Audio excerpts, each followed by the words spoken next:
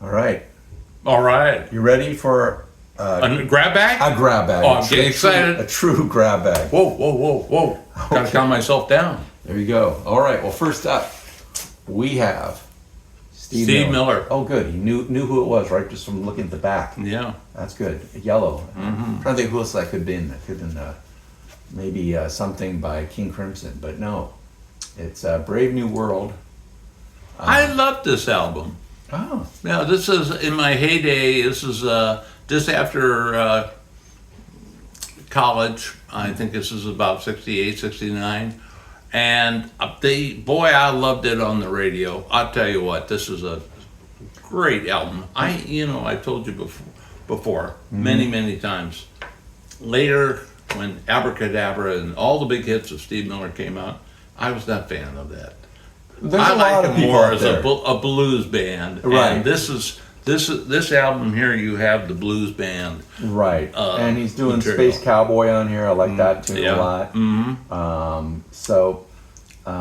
He had a lot of fans of Space Cowboy. Well, and he started out with the blues. I mean, he did something with John Lee Hooker. I've seen him as a background player on a John Lee Hooker He record. takes pride in being trained in Chicago blues and played there for many years as a member of different blues bands. Oh, Yeah.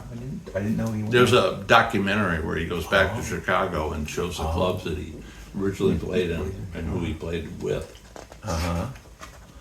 This is the anthology. Boy, this is old too.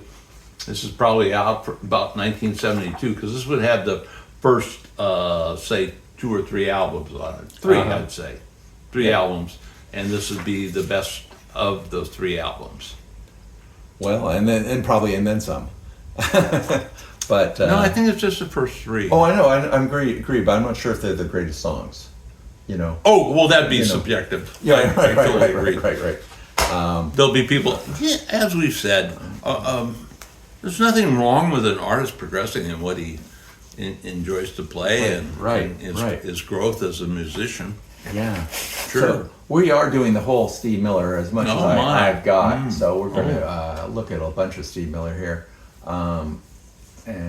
This is what they called the Brave New World. Was that the one? That was No, this is number 5. Number 5. That's Good Morning, I Love You, Going to the Country. So if this is number 5, I saw some of that on that Greatest Hits. So you went out on that other album to 5 at least. So Steve Miller's Midnight Tango. And that sounds kind of like moving toward jazz because he did. I have one of them here where he kind of moved into the jazz-y feel, and just broke genre completely into a little light jazz record. And Do you have the first Steve Miller album? Yeah, that's it in your hand right now. okay, well there you are. Yeah. All right, songs for our ancestors, living in the USA. I don't think you could even Someone get me a cheeseburger. figure out here.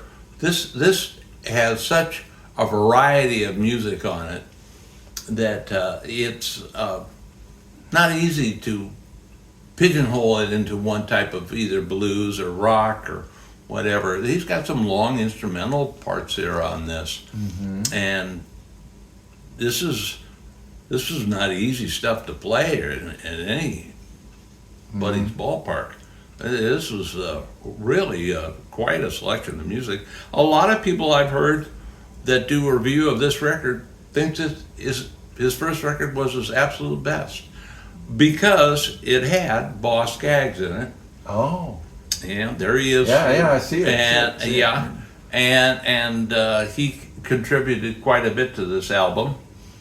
And I believe this is the last time that Boss Skaggs and him were together. I could be wrong on that, but I think he was there for one album, and some of the other members dropped away as well. And which one is? Can you pick out which one is Steve Miller? And I think it maybe it's funny, but is that Steve? you think it's him? Oh, he's got a guitar. Let's that's go a with that He's got a right guitar, there. so that might be. Usually, somebody wants if there's 5 members, they'd want to be in the center, you know. Yeah, but yeah, it's not the tall guy in the middle. Really? But okay, and Then we had still Steve Miller Band, Recall the Beginning, A Journey from Eden. Album dedicated to Mahalia Jackson and Junior Parker. There's an interesting combination. Gospel singer and a R&B dude.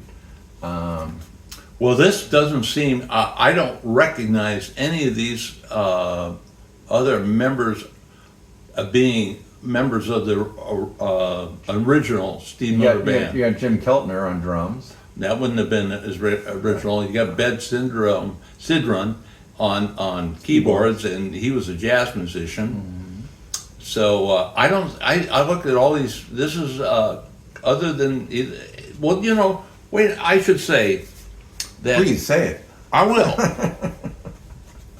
Some Steve Miller albums only have, even though it's a Steve Miller Band, he's the entire band. He recorded the drums, the bass, the lead guitar, the keyboards, and he would play harmonica too. Yes. So he put it all together himself. He's a master producer, arranger, so he could create a band, and he could do it right in his own studio at home. Right. He didn't have to go to San Francisco or L.A. or anywhere else. He could do it, kicking back at home. Paul McCartney would do some of that kind of things, and this was a big one for him, right? This was the Joker. And this album would completely left me cold. But Left a lot You of Cold, people, huh? they love it. Oh yeah, no, I love this one. Okay. Especially for the song "The Joker," Midnight's Toker. Yeah, and this one's sticking a little bit. Oh no, danger, danger, yikes! Might have got wet somewhere along the line. Oh, I don't think I want to try it right here. So you're not going to get to see the inside. I don't want to see it rip in front of everyone's face. Maybe I'll pull it apart. Looks like it might have been a radio station copy because it's got a number on it that says it's 146. Oh, that's not sounding good. That's not sounding good. Oh, that's not good. Okay, got it apart, but no, it did rip it a little bit. So there's the inside.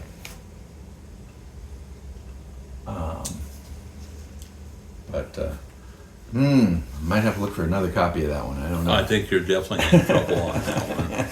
Definitely in trouble. And then this is that time period where Dizzy's like, no, I'm not interested in Fly Like an Eagle and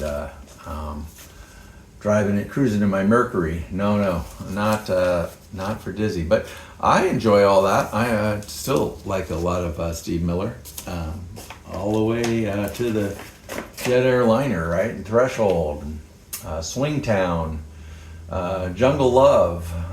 So all of it was working for me. And I'm sure a lot of it works for you too. That was a big seller. I remember that one as being a big seller. And then this is like where I was saying how he kind of went into jazz. And so this one is called, I want to say Born to Be Blue. Born to Be Blue. Now, after all the records I've looked at, I've never seen this album. Well, it probably wasn't his biggest seller. It looks like I bought it at Peaches for $9. I went all the way on it. Maybe. Well, there's a red one above it. Hang on. $6.97 sale. Woo! So I got it on sale. Well, I don't think it sold well as an album. Oh no, I don't think it did either. Yeah. Like I said, it's got Milt Jackson, Bobby. Wow, so this is actually is a true. Oh yeah, no, jazz it's true. album. It's true jazz album, and but I like it, and I had some friends that also liked it. I mean, but we were jazz heads as well as rock and roll heads, so we could cross the line. When you just love music, well, we can go there and check that out. Now, I won't really go too much into country, but even that, I will listen to it and judge it, and some of it I do like, but this I like. I can't say I played it a lot, but I have played it, and I do. Whenever I do hear it, I'm like, oh yeah, there's some tasty stuff on here. So, if you want to hear a Steve Miller a little I different. had noticed on a previous album that the keyboardist was Ben Sidrun, who was a jazz musician that had his he's own on that one album. too. Yeah, he was also had a public radio broadcast on the weekends where he would review different jazz artists, like he would do a comprehensive look at, say, Miles Davis albums or John Coltrane albums and talk about them. He was like an educator. Yeah, I feel like I've seen his notes. But anyway, on that albums. he's the producer of this album, and notice we have Steve Miller looking like a clean cut guy here, wearing a suit and tie. Now, you know, I've seen videos of Steve Miller where he would be wearing a wig with long hair and he would wear a headband around it. And so with a number of the other band members, because in actuality, they wanted to get back to that young 60s look, but they had progressed out of it. But for a concert, a concert with it too. Wow, that's interesting. Yeah. No, I had never heard that. yeah. I have to look that up. That's like, really? If it's not true, Yeah. I'm denying And everything. Dizzy said it, yeah. Okay, now we're going to a different artist, finally to a different artist, Buddy Miles. You know, and this isn't the one I think of No, it's when not. I think of Buddy Miles, but I probably have the other ones set up somewhere because I didn't have it sitting there today. Runaway Child, Walking Down the Highway, Easy Greasy. We Got to Live Together, Take It Off Him and Put It On Me. Well, trivia. Can you come up with the name of the one Buddy Miles song that made the charts that's on the first album? I can't. Changes? I think you're right. I think it was Changes. What do they call them? I want to say the record might be Them. Them. But I think it's called Them Changes. Them Changes. There we go. Thank you. Again. Oh no, you gave me Well, the main we word. do hope- I we do wouldn't hope- have come up with it without that. I'm going to give you some credit on that. Come on. Well, all right. Here's So fair. we help each other out. That's the good thing. So, yeah, that was, and then he also joined Jimi Hendrix. Right, For I the forgot Band that. of Gypsies. Yes, he did. Band of Gypsies. That's right. But And he was the drummer, I believe, on Electric Flag yeah, with Mike that- Bloomfield. Yeah, so nice pedigree behind that, and so And he would do some of the vocals on that as well. Well, he was a good vocalist. He could really carry the day on that. All right. How about Lee Michaels? What do you? Oh boy, this was from the radio station, huh?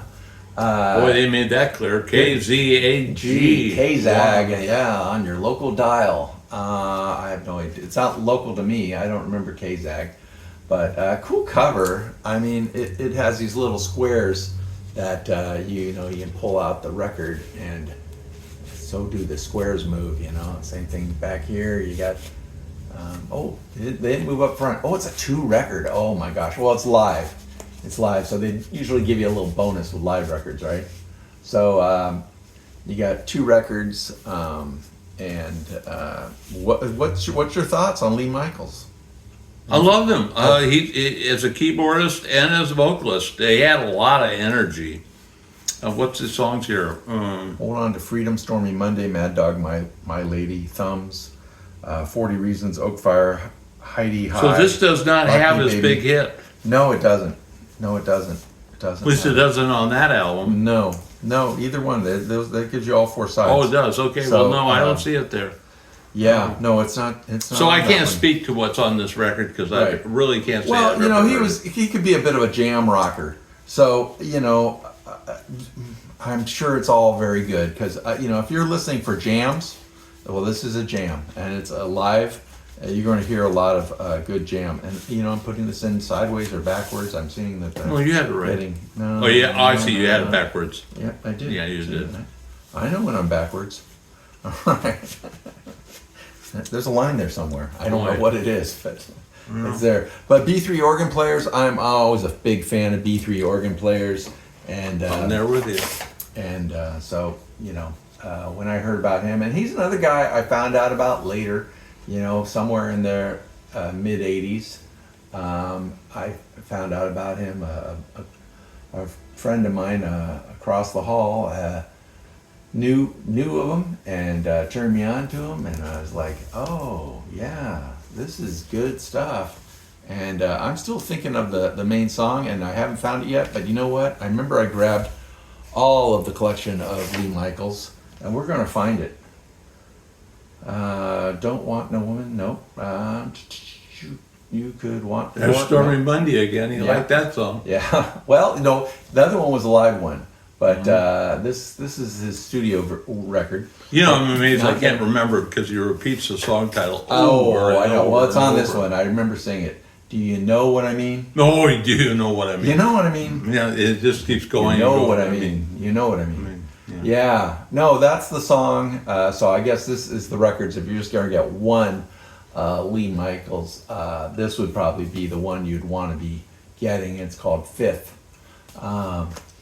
But I like all of them. I like listening to Hammond B3 rocking and supporting a band, and that's. I always can fun. make it an admission here. Other than the big hit, I never heard any of the other cuts. I don't think they were big on the radio, and that may be the reason I didn't hear them. Well, I'd say if Frampton Comes Alive didn't come out, Frampton might have stayed down there in the bargain bins. Yeah, because might be there right. wasn't a lot of Camel and his other earlier records selling off a high mark. I don't believe. I mean, I could be wrong. I remember when I got one of those records from I think Itchy, and going, okay. But when you heard Frampton Comes Alive, you were like, oh yes, yeah, I got it. So Well, to be fair, I can't name the instrument, but he added that instrument that he puts the in voice his box? mouth. Yeah, yeah, right. But it has a name, is beyond voice box, Uh-huh. and he plays it like an instrument, you know.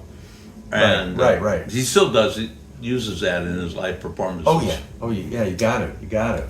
That's great. Yeah, and you know, some of the musicians of today, you know, discover these old instruments or old processes and bring them back. Here's one that's I'm hoping Dizzy's got more on him. Randy Meisner. Now I believe he was with the Eagles. Do I have this right? You sure do. Oh, good. Wasn't he also with Buffalo Springfield? I believe he was. Okay, Never Been in Love, Darkness of the Heart. So I brought some of his solo work. I don't know if any of his solo work hit, you know. I don't think so. But you know, if you like the Eagles, you know, you might want to dig into some of Randy Meisner stuff and see what other songs he had. Gee, you know, you've really picked my brain on this one, because I think Randy Meisner was in multiple bands, but I'm not sure it was Buffalo Springfield, but he was definitely in multiple bands. Mm-hmm. And he's really known more for his work with those bands, whatever they may be. You may be wrong. That's- You may be right. You not may be so- wrong. That's another one. Is that I'm thinking Mac Remenack? Is that right? Oh, is that Dr. John. Dr. John? Yeah. Did he have a song called something like that? Right place, wrong time, or That's right. something like. You Anyway. hear me say that? Was it the right place at the right time? And I go, that's right. So Hearts on Fire, Gotta Get Away, Come On Back to Me, Deep Inside My Heart, I Need You Bad. And White's side 2 is One More Song, Trouble Ahead, White's Shoes, Anyway Bye Bye. So that's Randy Meisner. How about this artist? This is a guy that was more famous with his partner, but here's one where he did one by himself, Bid Medley, 100%. Brown Eyed Girl, Let the Good Times Roll, You Don't Have to Say You Love Me, Run to My Loving Arms. I mean, I can't say I've listened to this record recently, but I'm sure it's very strong, just because his vocal tone and his rich baritone is just so strong. It just, I mean, when he's done duets with other artists, they're awesome. So I I think I can support this one 100%. I agreed, though I haven't heard the album, but I do. I am inclined to like everything about Bill Medley because I've seen him interviewed, and he's got a strong character. He's humble. He's very, very cooperative in answering questions. But would you say he's righteous? I definitely say he's righteous.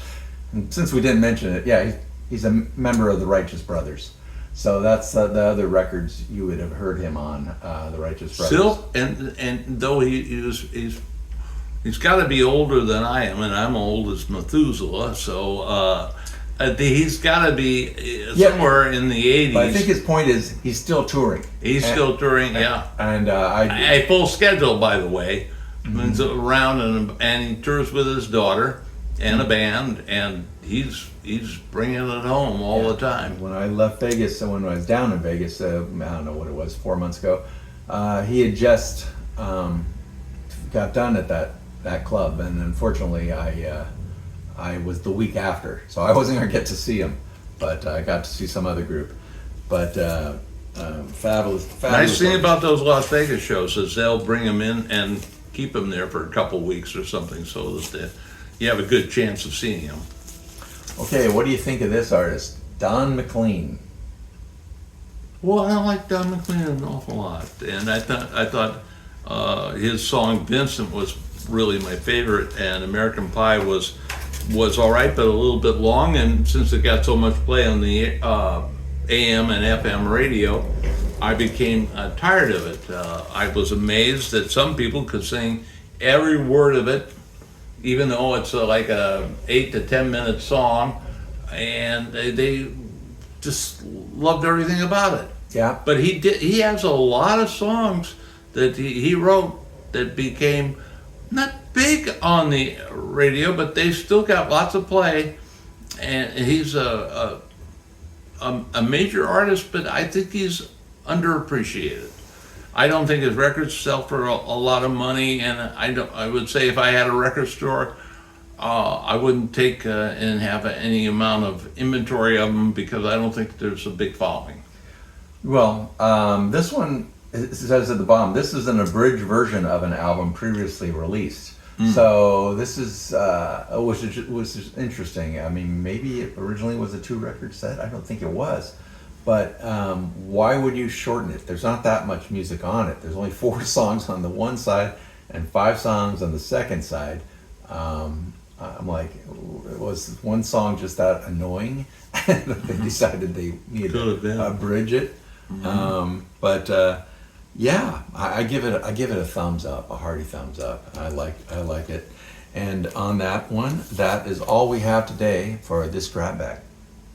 Well, I was very pleased with it. I thought it was a good selection of records. I didn't know which ones we were going to pull out, but pleasantly surprised. Yeah, if you don't realize we don't look ahead of time on this. I mean, they're from my collection, so I know what I'm going to be showing him. But he's going from. I'm in the dark. I'm in the dark. When he shows us his records, I'm in the dark. And you know, I've seen things after we've talked about records, and you know, I'll see somebody else talk about some record, and I'll be like, oh, I wish I knew that. But well, you know. It's a learning experience whenever we do one of these for both of us. Sometimes I draw something out of him, or he draws something out of me, and we go, oh, that's interesting. So but we aren't breaking down and we have to studying admit encyclopedia. I'm much older. He's 13 years younger 14, than I am. 14 He does. Every time I say 13, he corrects me and says 14. And then he says it was another century. Well, it was like, you know, eons. You're so old, you know. Okay, well, anyway, that's all fun, but we'll catch you the next time, and champ out. Hey, Dizzy out too.